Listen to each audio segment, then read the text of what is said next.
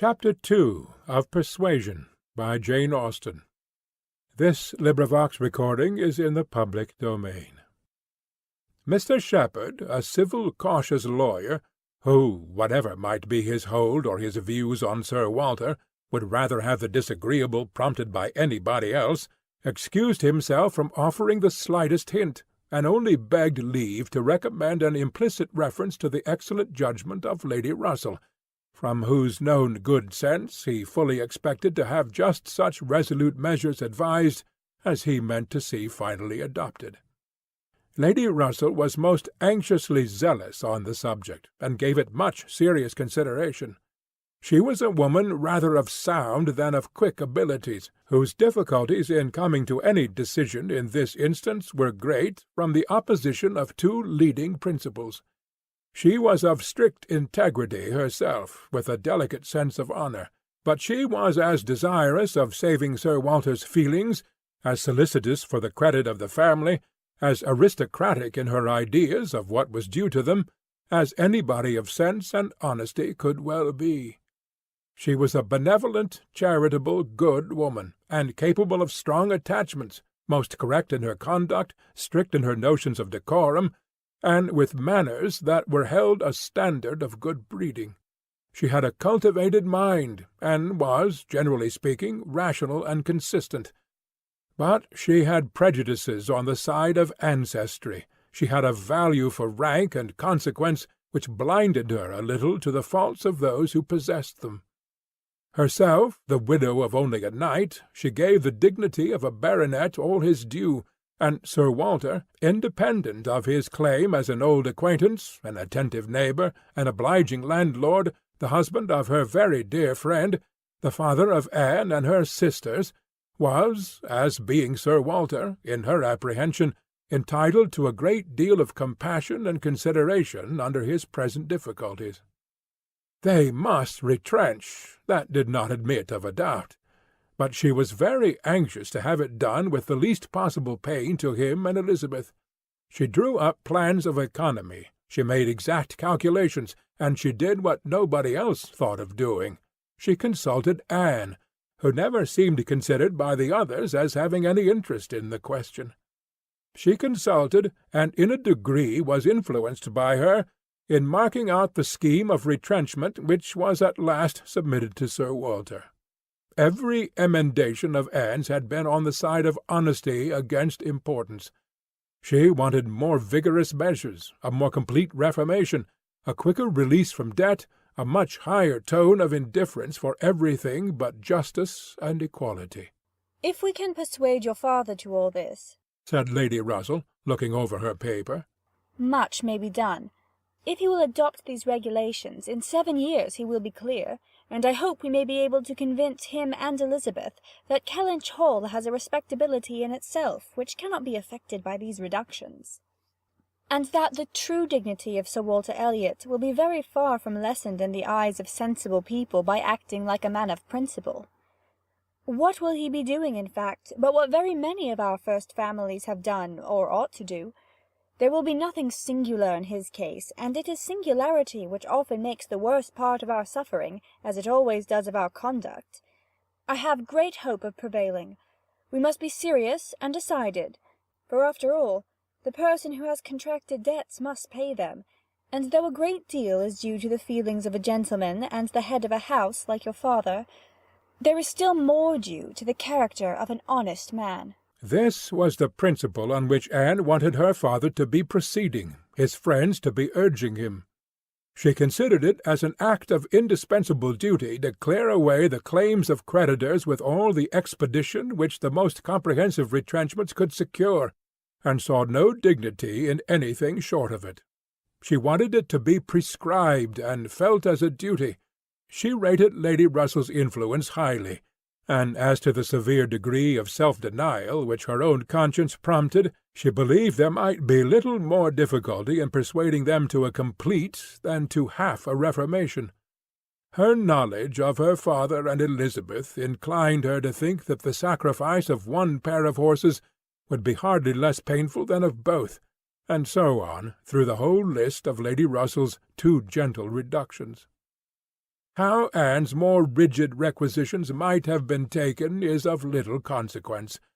Lady Russell's had no success at all, could not be put up with, were not to be borne. What! Every comfort of life knocked off? Journeys, London, servants, horses, table, contractions and restrictions everywhere, to live no longer with the decencies even of a private gentleman. No, he would sooner quit Kellynch Hall at once than remain in it on such disgraceful terms. Quit Kellynch Hall.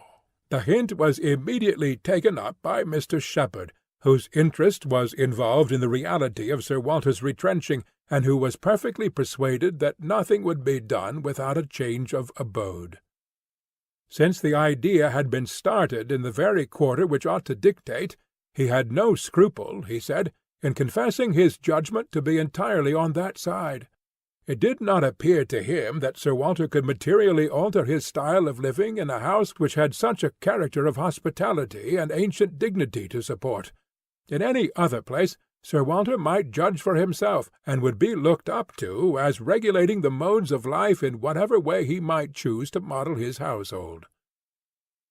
Sir Walter would quit Kellynch Hall, and after a very few days more of doubt and indecision, the great question of whither he should go was settled, and the first outline of this important change made out.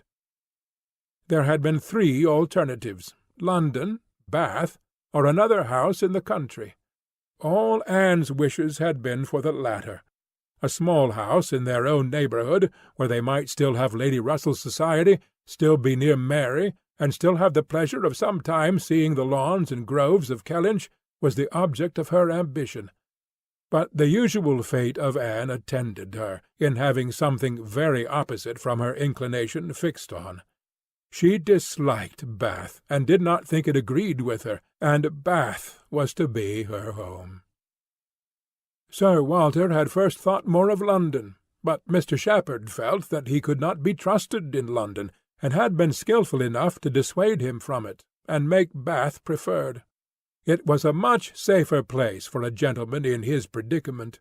He might there be important at comparatively little expense. 2 material advantages of Bath over London had of course been given all their weight: its more convenient distance from Kellynch, only 50 miles, and Lady Russell's spending some part of every winter there, and to the very great satisfaction of Lady Russell, whose first views on the projected change had been for Bath, Sir Walter and Elizabeth were induced to believe that they should lose neither consequence nor enjoyment by settling there. Lady Russell felt obliged to oppose her dear Anne's known wishes. It would be too much to expect Sir Walter to descend into a small house in his own neighbourhood. Anne herself would have found the mortifications of it more than she foresaw, and to Sir Walter's feelings they must have been dreadful.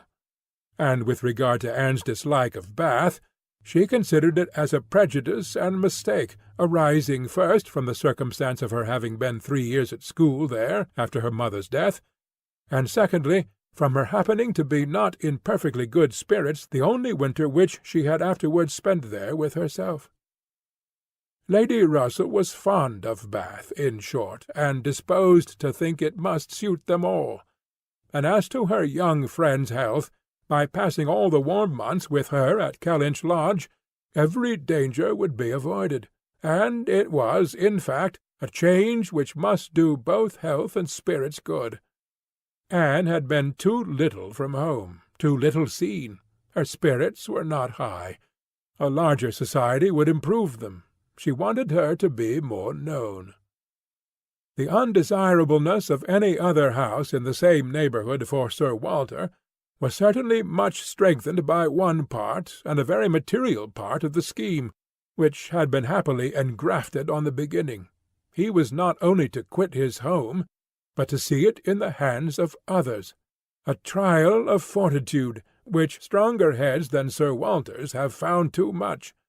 Kellynch Hall was to be let. This, however, was a profound secret, not to be breathed beyond their own circle. Sir Walter could not have borne the degradation of being known to design letting his house. Mr. Shepherd had once mentioned the word advertise, but never dared approach it again. Sir Walter spurned the idea of its being offered in any manner, forbade the slightest hint being dropped of his having such an intention, and it was only on the supposition of his being spontaneously solicited by some most unexceptionable applicant, on his own terms and as a great favour, that he would let it at all. How quick come the reasons for approving what we like! Lady Russell had another excellent one at hand for being extremely glad that Sir Walter and his family were to remove from the country. Elizabeth had been lately forming an intimacy which she wished to see interrupted.